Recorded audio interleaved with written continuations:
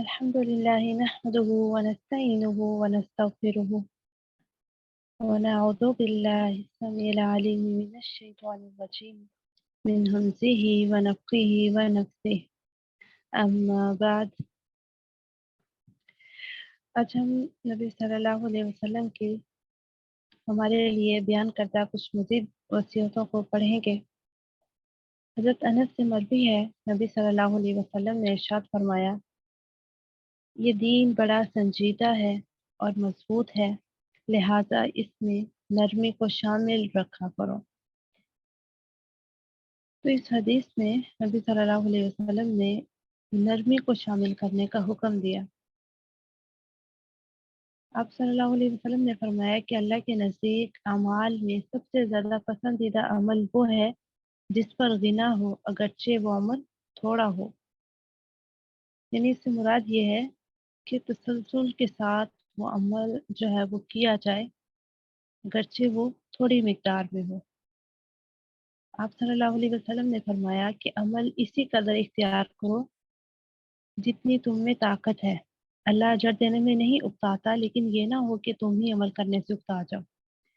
یعنی نرمی سے مراد یہ ہے کہ ایسا نہ ہو کہ ایک دم جوش میں آ کے آپ کی عبادات جو ہیں وہ اکٹھی کر لیں، فرائض بھی پڑھنے ہیں، نوافل بھی عبادات شروع کر دی، نوافل میں روزے بھی رکھے جا رہے ہیں، نفل نماز بھی پڑھی جا رہی ہے، اور بھی کہ کچھ جو ہے وہ اپنے اوپر فرض کر لیا ایک طرح سے، اور لیکن چند دن کے بعد جو وہ آپ بیمار ہو گئے، تھکاوٹ ہو گئی یا صحت نے ساتھ نہ دیا، اور پھر آپ کو سب چیزیں چھوڑنی پڑے۔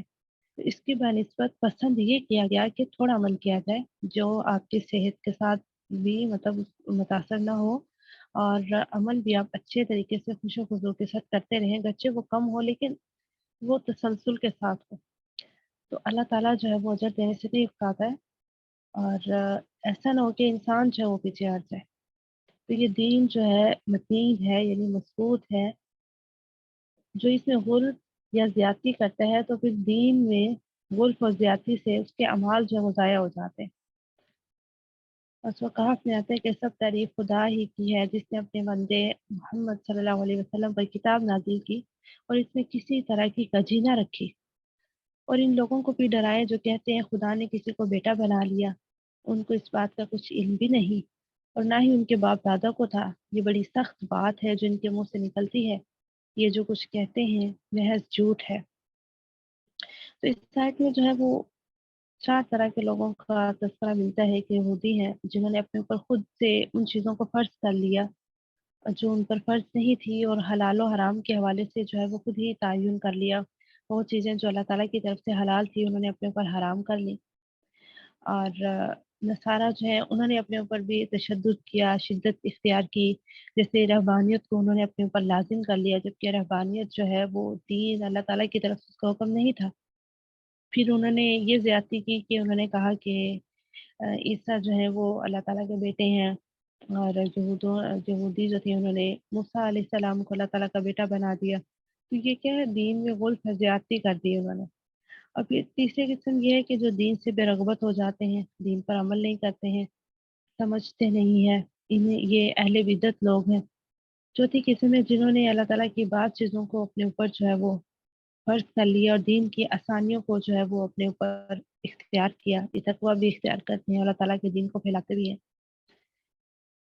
رہبانیت کہتے ہیں کہ دنیا داری ہر چیز کو چھوڑ کے آپ دور جنگلوں میں نکل جائیں، نہ آپ کو کھانے پینے کی کوئی پرواہ ہے، نہ نہانے دھونے کی پرواہ ہے، نہ لوگوں سے تعلقات رکھنے کی ہے، مطلب ہر چیز دنیا چھوڑ کے صرف عبادت کے لیے لگ جانا۔ تو یہ عیسائیت میں رہبانیت تھی۔ لیکن اسلام نے یا عیسائی جو اس وقت کی اگر بات کریں جو اللہ تعالیٰ نے کتاب ان کے لیے اتاری تھی، اس میں ایسی کوئی تعلیم نہیں تھی۔ یہ انہوں نے ہی خود اپنے اوپر جو ہے وہ فرض کر لی کہ اگر ہمیں اللہ تعالیٰ کا برگزیدہ بندہ بننا ہے تو پھر ہمیں دنیا اور دنیا کی سب آسائشیں اور ہر چیز چھوڑنی ہوگی۔ اگلی وصیت دیکھتے ہیں۔ حضرت ابو ہریرہ فرماتے ہیں رسول اللہ صلی اللہ علیہ وسلم نے فرمایا، تاریک رات کے ٹکڑوں کی طرح فتنوں کے واقع ہونے سے پہلے تم نیک اعمال کی جلدی کرو۔ صبح کو آدمی ایماندار ہوگا اور شام کو کافر ہو جائے گا، اور شام کو ایماندار ہوگا اور صبح کو کافر ہو جائے گا۔ لوگ دین کو دنیا کے سامان کی خاطر فروخت کر دیں گے۔ استغفر اللہ۔ یہ وصیت ہے نبی صلی اللہ علیہ وسلم کی طرف سے کہ تاریک رات کے ٹکڑوں کی طرح فتنوں کے واقع ہونے سے پہلے نیک اعمال کر لو، یعنی ایسا نہ ہو کہ فتنے فتنے برپا ہو جائے۔ جیسے اب دیکھیں جب تاریک رات ہو جاتی ہے تو انسان اس اندھیرے کے اندر کچھ بھی کر نہیں پاتا۔ اب تو گرچہ اگر ہم دیکھیں ہمارے گھروں میں لائٹس ہیں اور یہ انتظامات ہیں موجود ہیں، لیکن اگر کچھ وقت کے لیے پورے شہر کی یا ملک کی لائٹ چلی جاتی ہے، کبھی ایسا بھی ہوتا ہے تو ہم کیا کرتے ہیں، بالکل فارغ بیٹھ جاتے ہیں، مطلب ہمیں لگ رہا ہوتا ہے ہر چیز جو ہے وہ روشنی کے ساتھ ہے، تو ہر چیز جو ہے وہ رک جاتی ہے ایک دم، اندھیرے میں ہم کچھ نہیں کر سکتے سوائے اس کے کہ ہم سو جائیں۔ تو یہاں پر یہ اس چیز سے مثال دی گئی کہ تاریک رات کے جو ٹکڑے پھیل جاتے ہیں پھر انسان کچھ بھی نہیں کر پاتا، تو ایسا نہ ہو کہ ان فتنے میں بھی آپ اس قابل ہی نہ رہیں کہ آپ نیک اعمال کریں۔ اس سے پہلے بھی ہم نے ایک حدیث پڑھی تھی کل کے دن پہ کہ قیامت کے قریب اتنے فتنے برپا ہو جائیں گے اور دین پر عمل کرنا اتنا مشکل ہو جائے گا جیسے انگارے کو ہتھیلی میں پکڑنا۔ اسی چیز کی یہاں پہ وضاحت ملتی ہے، رسول اللہ صلی اللہ علیہ وسلم نے فرمایا کہ اس وقت کے آنے سے پہلے پہلے نیک اعمال میں جلدی کر لیں کہ بعد میں انسان کے پاس موقع ہی نہ رہے۔ سورہ فاتر میں آتے ہیں کہ شیطان تمہارا دشمن ہے، تم بھی اسے دشمن ہی سمجھو، وہ اپنے گروہ کو بلاتا ہے تاکہ وہ دوزخ والوں میں سے ہو جائے۔ تو شیطان جو ہے وہ تو ہمیں گمراہ کرنے کی کوشش کرتا ہی رہتا ہے، وہ تو ہمیں خیالی پلاؤ بنواتا ہے اور یہ کہ چلے آج نہیں کل سے نیک عمل کرنے، آج ابھی طبیعت خراب ہے کل سے جو ہے وہ کریں، یعنی کہ وہ ہمارے ویک پوائنٹ کو پکڑ کر ویسے ہی وسوسے جو ہے ہمارے اندر لاتا ہے اور ہم اس کے پیروکار بن جاتے ہیں ایک طرح سے۔ تو اللہ تعالیٰ نے ہمیں واضح طور پہ بتایا کہ شیطان جو ہے وہ تمہارا دشمن ہے، اسے دشمن ہی سمجھو، اور وہ اپنے گروہ کو بلاتا ہے، یعنی لوگوں کو تیار کر لیتا ہے، اپنا گروہ بنا لیتا ہے اس لیے کہ وہ دوزخ والوں میں سے ہو جائے۔ تو ہمیں تو دوزخ والوں میں سے نہیں ہونا انشاءاللہ، تو اس لیے ہمیں اپنے نفس کو جو ہے وہ اپنے تابع کرنا ہے، نہ کہ شیطان کے۔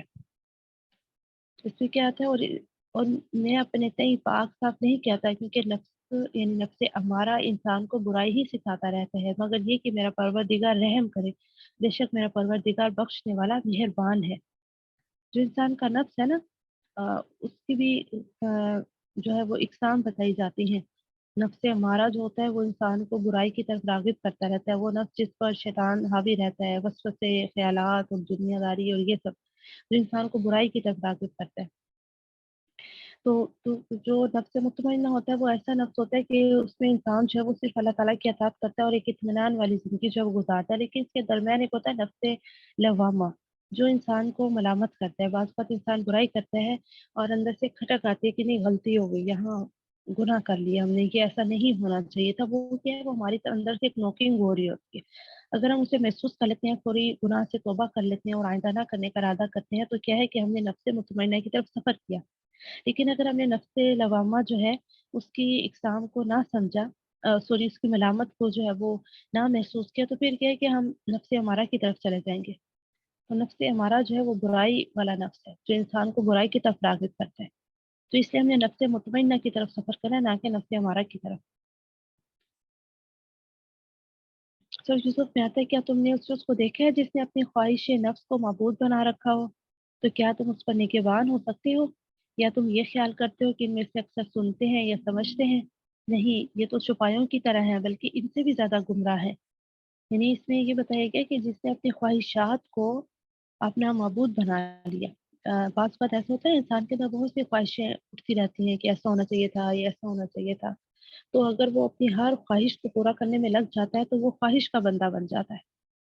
تو جس چیز کو انسان آ، اپنانے لگتا ہے، اس کے لیے کوشاں ہو جاتا ہے، تو وہ کیا ایک طرح سے اسے معبود بنا لیتا ہے۔ تو اللہ تعالیٰ کا جس نے اپنی خواہش نفس کو معبود بنا لیا، تو کیا دیکھے تم نے ایسے شخص کو؟ تو اس کے بارے میں کیا کہا کہ وہ تو چھپایوں کی طرح ہے بلکہ اس سے بھی زیادہ گمراہ ہے۔ یعنی جو اپنی اصل حقیقت کو ہی بھول جاتے ہیں، جس مقصد کے لیے اللہ تعالیٰ نے انہیں پیدا کیا اور جس وجہ سے انہیں سب کچھ مل رہا ہے دنیا میں، وہ ان سب چیزوں کو بھول کے دنیا میں ہی مگن ہو جائے۔ سو فرقان میں آتا ہے کہ اللہ حفاظت کرنے والا ہے امت کے مسلمانوں کو، دیکھیے دین کو سمجھتے ہی نہیں، یعنی کہ اس چیز کی وضاحت کی گئی ہے اس آیت میں کہ اللہ تعالیٰ جو ہے وہ حفاظت کرنے والے ہیں لیکن ان کی جو دین کو سمجھتے ہیں، دین کے لیے وقت نکالتے ہیں، سمجھتے ہیں، اسلام کو سمجھتے ہیں، اللہ تعالیٰ نے جو لایا عمل ایک کتاب بھیجی ہے اس کو جو پڑھتے ہیں، پھر اللہ تعالیٰ ان کی رہنمائی فرماتے ہیں، ان کی حفاظت کرتے ہیں شیطانوں سے، وسوسوں سے اور برائی کے راستوں سے۔ تو پہلی کوشش جو ہے وہ انسان کی ہوتی ہے، جس نے جس راستے کی کوشش کی اللہ تعالیٰ کہتے ہیں اس کے لیے وہی راستے میں آسان فرما دیتا ہوں۔ تو منافق والی زندگی نہیں گزارنے کہ کبھی ہم نیک بن جائیں، کبھی ہم جو ہے وہ برائی کی طرف بن جائے، ایک راستہ اپنانا ہے اور وہ نیکی کا راستہ ہے جس کے اوپر ہمیں ہمیشہ چلتے رہنا، کوشش کرتی رہنی، کیونکہ منافق جو ہے اس کے لیے تو بہت زیادہ اللہ تعالیٰ کی طرف سے نفرت بھی ہے، عذاب بھی ہے، اور حدیث میں آتا ہے، قرآن میں بھی آتا ہے کہ منافق جو ہے وہ دوزخ کے سب سے نچلے درجے میں ہوں گے، استغفر اللہ۔ آپ یہ دیکھیں کہ یہ نہیں کہا گیا کہ یہودی یا منافق یا مشرک، بلکہ کہا گیا منافق سب سے نچلے درجے میں ہوں گے، بظاہر وہ مسلمان ہیں لیکن اندر سے جو ہے وہ منافق ہیں، یا پھر دوسروں کو نیکی کا حکم دیتے ہیں، خود وہ عمل نہیں کرتے ہیں، یعنی دوگلا پن ہے ان کی، قول و فعل میں متضاد ہے، ان کی بات میں عمل میں متضاد ہے۔ تو اس حوالے سے کہا گیا کہ ایسے لوگ جو ہے وہ منافق کہلاتے ہیں۔ تو منافق سے باہر نکلنے کا راستہ کون سا ہے؟ وہ علم کا راستہ ہے۔ تو علم کو جو انسان سیکھتا ہے اس کے لیے پھر راستے آسان ہو جاتے ہیں، اللہ تعالیٰ پھر اسے اس کی رہنمائی بھی فرماتے ہیں اور اس کے لیے آسانی بھی فرماتے ہیں۔ تو یہاں اس حدیث میں جو ہے وہ یہی اسی چیز کی وضاحت کی ہے کہ جو ہے وہ ایک وقت ایسا آئے گا کہ صبح کو آدمی ایماندار ہوگا اور شام کو کافر ہو جائے گا، یعنی یہ منافق ہی ہوا نا، کہ جہاں پہ فائدہ نظر آیا اسی طرف چلے گئے۔ صبح وہ اچھا انسان تھا لیکن شام میں اسے لگا کہ نہیں، یہ دنیا داری مشکل ہے اور کہیں سے اسے فائدہ پہنچ رہا ہے، کہیں تھوڑا سا اس میں گناہ ہے، سود ہے، یا کہیں بھی کسی قسم کی برائی ہے، تو وہ پھر اس کو اپنا لیتا ہے، یا پھر اس کا عقیدہ جو ہے، اس کا یقین جو ہے وہی اتنا کم تھا کہ وہ اسے شک میں مبتلا ہو گیا۔ تو ایسا وقت آئے گا کہ انسان جو ہے وہ اپنے ایمان پہ بھی جو ہے وہ مطمئن نہیں ہوگا، یقین نہیں رکھے گا، کیونکہ فتنے اتنے برپا ہو جائیں گے اور لوگ دین کو دنیا کے سامان کی خاطر فروخت کریں گے، نہیں انہیں اس چیز کی پرواہ نہیں ہوگی کہ ہمارا دین ہے یا اسلام ہے، بلکہ اسے یہ ہوگا کہ مجھے بس فائدہ پہنچ جائے۔ اگلی پیچھے دیکھتے ہیں، حضرت حذیفہ بن یمان سے روایت ہے کہ صحابہ کرام رضی اللہ عنہم تو رسول اللہ صلی اللہ علیہ وسلم سے خیر و بلائی کے متعلق سوال کرتے تھے، اور میں برائی کے بارے میں اس خوف کی وجہ سے کہ وہ مجھے پہنچ جائے سوال کرتا تھا۔ میں نے عرض کیا، اللہ کے رسول صلی اللہ علیہ وسلم، ہم جہالیت و شر میں تھے، اللہ تعالیٰ ہمارے پاس یہ بلائی لائے، تو کیا اس بلائی کے بعد بھی کوئی شر ہوگا؟ آپ صلی اللہ علیہ وسلم نے فرمایا، ہاں۔ میں نے عرض کیا، کیا اس برائی کے بعد کوئی بلائی بھی ہوگی؟ آپ نے فرمایا، ہاں، اور اس خیر میں کچھ قدورت ہوگی۔ میں نے عرض کیا، کیسی قدورت ہوگی؟ آپ نے فرمایا، میری سنت کے علاوہ کو سنت سمجھیں گے اور میری ہدایت کے علاوہ کو ہدایت جان لیں گے، تو ان کو پہچان لے گا اور نفرت کرے گا۔ میں نے عرض کیا، کیا اس خیر کے بعد کوئی برائی ہوگی؟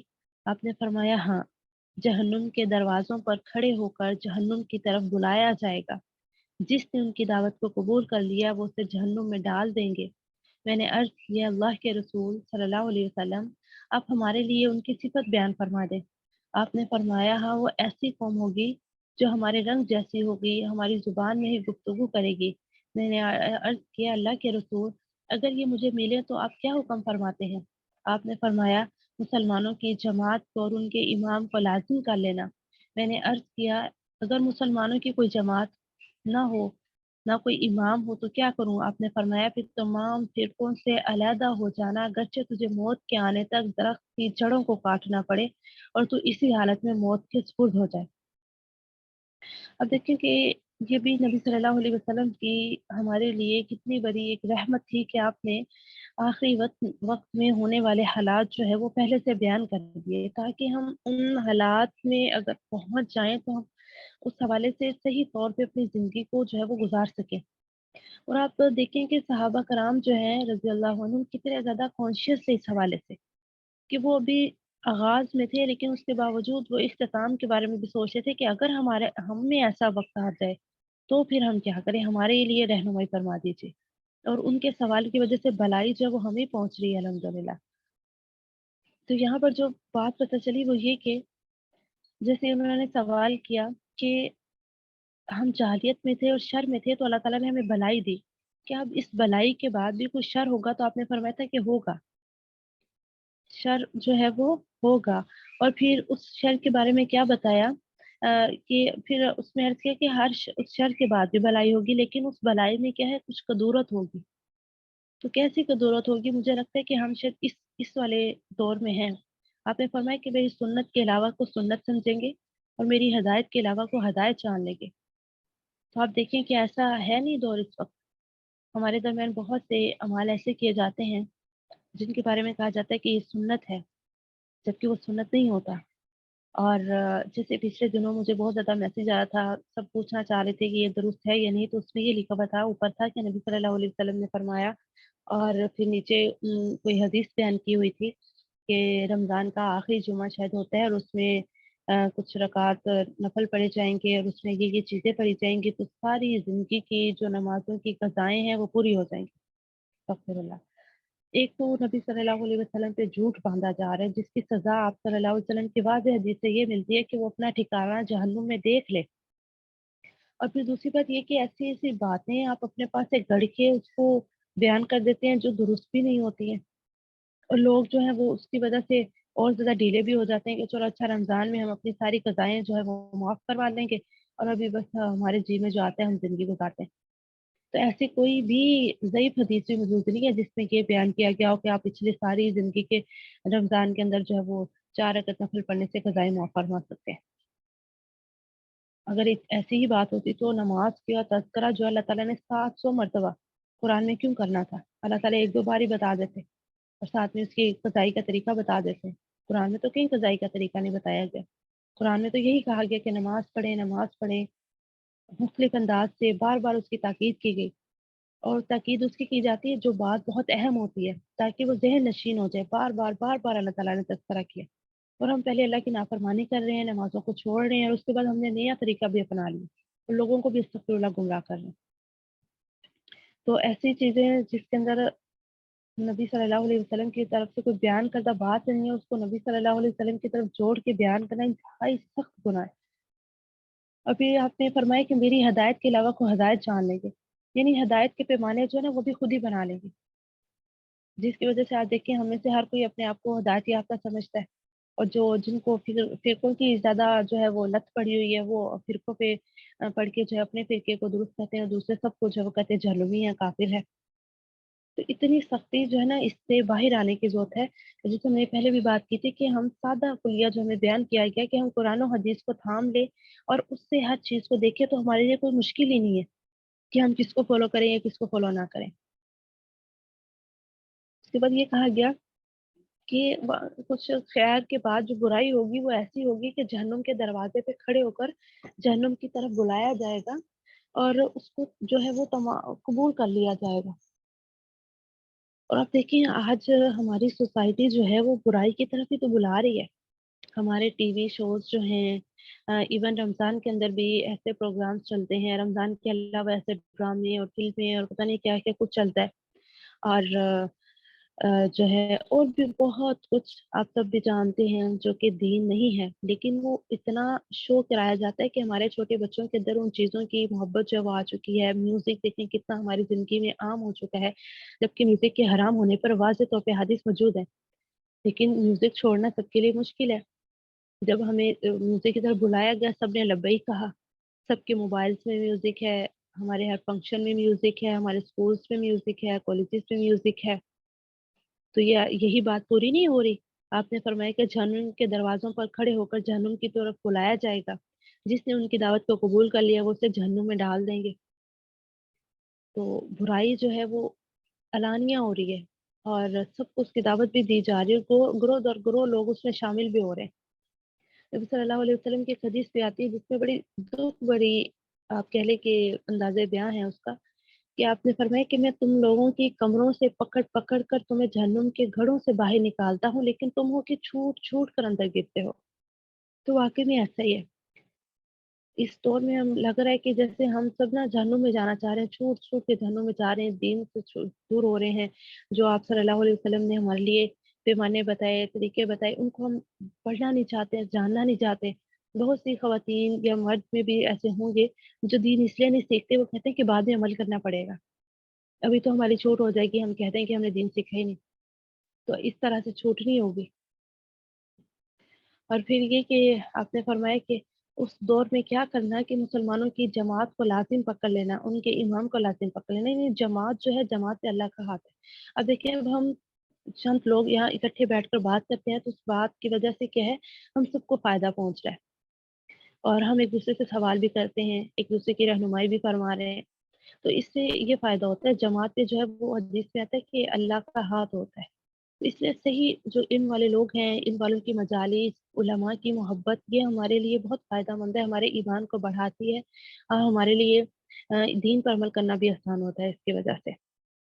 तो इसलिए कहा गया कि जमात को पकड़ लेना, लेकिन अगर ऐसे लोग ही ना मिले, ऐसा ग्रोह ही ना मिले जो हक पर कायम हो, तो फिर अकेले अपने आप को बचा लेना। उन तमाम फ़िरकों से अलहदा हो जाना, अगरचे तुझे मौत के आने तक दरख्त की जड़ों को काटना पड़े और तू इसी हालत में मौत के सुपुर्द हो जाए। अब देखें कि कितनी सख्ती, यानी इस हदीस के आखिर में आ जाती है कि अगर ऐसी हालात भी हो जाएँ, तो अपने ईमान को जो है बचा लेना। अगली वसीयत है, हज़रत अनस बिन मालिक से रवायत है कि आप सल्लल्लाहु अलैहि वसल्लम ने फरमाया, "ऐ मेरे बेटे, अगर तू इस अमर की कुदरत रखे कि तू सुबह करे और शाम करे और तेरे दिल में किसी की तरफ से कोई बदख्वाही, हसद, बुग़्ज़ हो तो उसे दूर कर दे।" फिर मुझसे फरमाया, "मेरे बेटे, और ये मेरी सुन्नत है, जिसने मेरी सुन्नत को ज़िंदा किया उसने मुझसे मोहब्बत की, और जिसने मुझसे मोहब्बत की वो मेरे साथ जन्नत में होगा।" कितनी प्यारी हदीस है जिसमें नबी सल्लल्लाहु अलैहि वसल्लम के साथ जन्नत में मुकाम हासिल करने का एक कुलिया बताया गया। और यहाँ पर देखिए कि नबी सल्लल्लाहु अलैहि वसल्लम हज़रत अनस बिन मालिक से को जो है वो उनकी तरबियत कर रहे हैं, उनकी रहनुमाई कर रहे हैं और किस तरह से बुला रहे हैं, "ऐ मेरे बेटे, या बुनय्या।" यानी अल्फाज़ का चुनाव कितना मोहब्बत भरा है, "ऐ मेरे बेटे।" और हज़रत अनस के हवाले से आपको पता ही है कि वो बयान करते हैं कि मैंने आप सल्लल्लाहु अलैहि वसल्लम की खिदमत की, 10 साल मैं आपकी खिदमत करता रहा और मैं बहुत से मामलात ऐसे भी कर जाता था, जिस तरह से आप सल्लल्लाहु अलैहि वसल्लम नहीं चाहते थे, लेकिन उसके बावजूद आपने मुझे कभी डाँटा नहीं था, मारा नहीं था। इवन ये भी कभी नहीं कहा था कि तुमने ये काम क्यों किया है और ये क्यों नहीं किया। तो आप जो है वो हज़रत अनस की रहनुमाई फरमा रही बातें, और यहाँ ये बताई बात समझाई गई कि दिल के अंदर जो है वो हसद, बुग़्ज़, बदख्वाही, दूसरे का बुरा नहीं चाहना। अगर ये चाहा तो फिर दिल के अंदर खैर नहीं आएगी, क्योंकि ईमान, मोहब्बत, दिल की जो इबादत हैं, वो जब दिल के अंदर होंगी तो फिर बाकी मामलात, बाकी नेक अमाल करने भी आसान होंगे। तो दिल की इबादत का बहुत ज़्यादा रूह पे असर होता है। तो अगर हमारे दिल के अंदर ही हसद, बुग़्ज़, बदख्वाही, दूसरों के बारे में गलत ख़यालात और ये सब चीज़ें होंगी, तो फिर उस दिल में खैर तो नहीं दाखिल होगी ना। अगर एक बर्तन पहले से ही भरा हुआ है, तो उसके अंदर दूसरी चीज़ कैसे दाखिल होगी? तो दिल के बर्तन को खाली करना पड़ेगा इन बुरे कामों से, फिर उसके अंदर अल्लाह की मोहब्बत दाखिल होगी, तक़वा दाखिल होगा, वरा दाखिल होगा, फिर शुक्र, सब्र, ये सब चीज़ें फिर दाखिल होंगी। और आपने कुरान के हवाले से भी हमें अल्लाह ताला की तरफ से भी रहनुमाई मिलती है, जिसमें बंदों की सिफ़ात बयान की गई कि रहमान के बंदे तो वो हैं, जो ज़मीन पर आजिज़ी और इनकिसारी से चलते हैं। तो ये आजिज़ी, इनकिसारी जिस इंसान के अंदर होती है, वो फिर दूसरों के साथ तकब्बुर, बुग़्ज़, हसद वाला मामला नहीं रखता है। तो इसके ऑपोज़िट जो है वो यही है कि हम आजिज़ी इख्तियार करें, इनकिसारी वाला रवैया रखें, रहमदिली अपनाएँ। लेकिन ये ख़सलतें अगर किसी के अंदर होती हैं, तो वो फिर इंसान को इंसान के दर्जे से हटा देती हैं। खल्क़ और खुल्क़ जो है वो दोनों खूबसूरत होने चाहिए। यानी कि हमारी जो सूरत है और जो सीरत है, दोनों दुरुस्त होने चाहिए। और इंसान जो है अपनी सीरत के ऊपर इंसान की क़यामत वाले दिन सूरत बनेगी। जैसे अख़लाक होंगे, जैसे अमाल होंगे, उसी तरह से हमारा चेहरा जो है वो खूबसूरत होगा। ये बदसूरत होगा, अल्लाह ताला हमें बदसूरती से बचाए। खूबसूरत होगा जितने अच्छे हमारे अमाल होंगे क़यामत के दिन। नेक अमाल की जो सूरती है, रोशनी है, वो हमारे चेहरों पर नज़र आएगी। तो आपने इसमें वसीयत की है कि दिल को ख़ालिस करना है, अपने अख़लाक को जो है वो पाक करना है।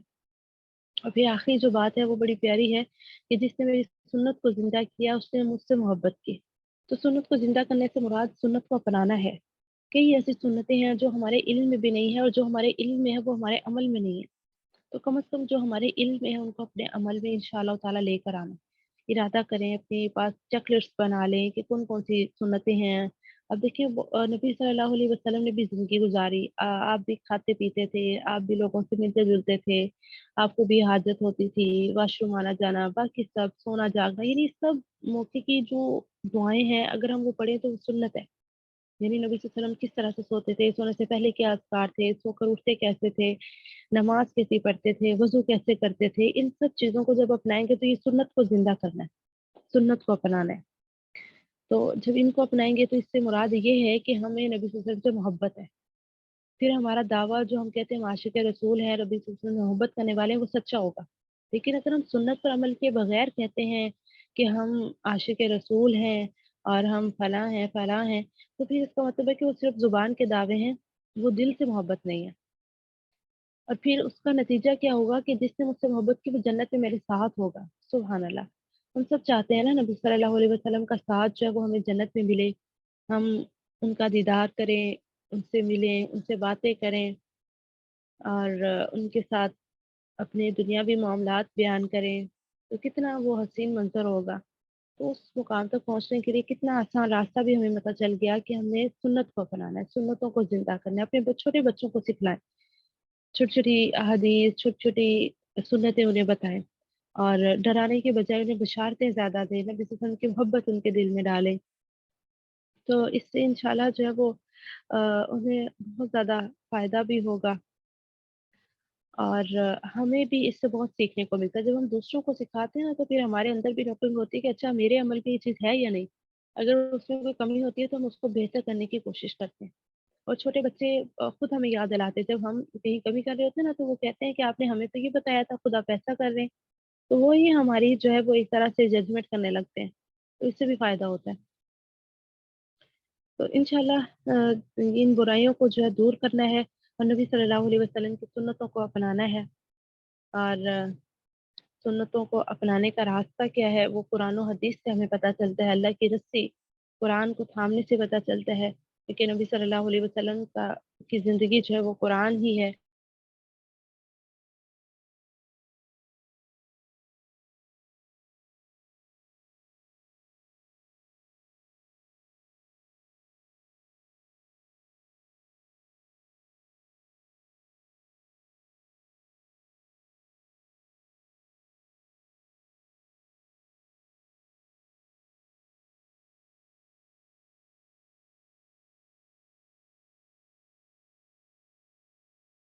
تکلیف پہنچائے جاتے ہیں یا ایسا جملہ سوال کر جاتے ہیں، ایون یہ ایسی دعا دے جاتے ہیں جو دوسروں کے لیے تکلیفیں ہوتی ہیں۔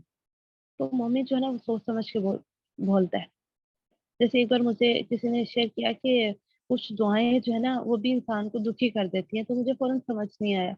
تو پھر انہوں نے کہا کہ بعض اوقات جو ہے نا وہ کسی انسان کے پاس اولاد نہیں ہوتی ہے، تو وہ کہیں گے اچھا اللہ تمہیں اولاد دے، یعنی اگر آپ نے دعا کرنی ہی ہے تو آپ اکیلے میں جب دعا کر رہے ہیں تب آپ دعا کریں یا اللہ فلاں کو اولاد دے، تو شاید اللہ تعالیٰ وہ دعا قبول بھی کریں۔ آپ پورے مجمع کے درمیان اس کو احساس دلاتے ہیں بھائی تمہاری اولاد نہیں ہے، پھر اس کے منہ پہ سے کہتے ہیں ہاں اللہ تمہیں اولاد دے، اللہ تمہیں بیٹوں سے نوازے، تو ایسی دعا جو ہے نا وہ اگلے بندے کو دعا کم لگتی ہے اور تانا زیادہ لگتا ہے۔ تو ایسی دعا جو ایک منہ پہ دینی ہے اس کی بجائے وہ اکیلے میں کی جائے تو وہ اللہ تعالیٰ کے یہاں قبول ہوتی ہے زیادہ، اور وہ اس کا مطلب پھر یہ ہوگا کہ آپ واقعی دعا دینا چاہتے ہیں، ورنہ وہ چسکا ہوگا جو آپ نے سامنے سے پوچھا اور پھر اسے دعا دے دی۔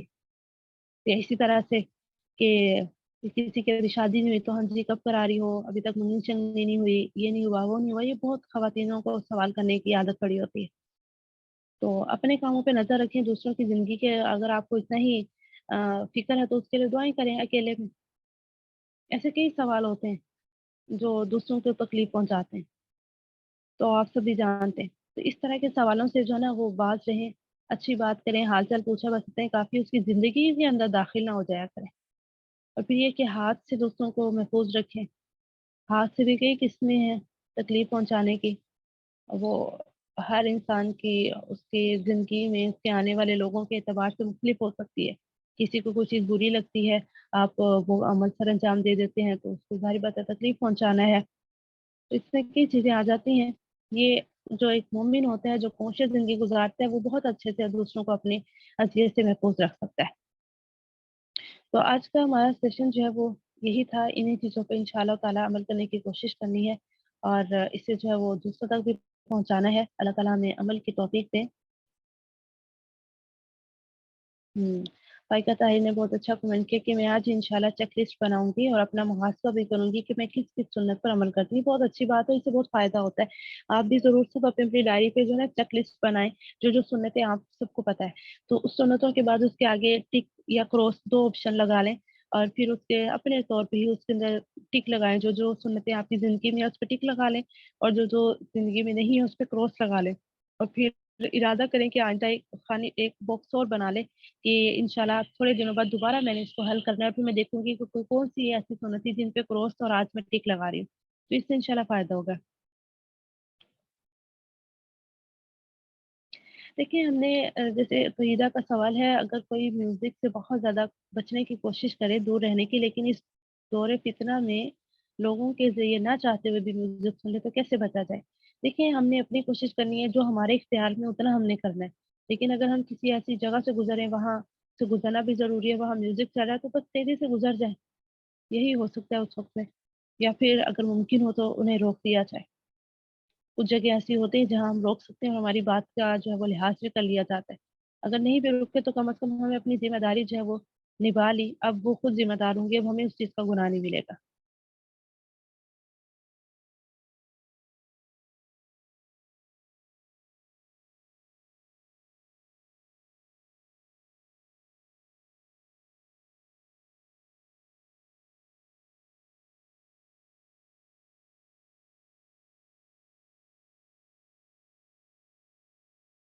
ठीक है, आप सब दुआओं में याद रखिएगा मुझे भी।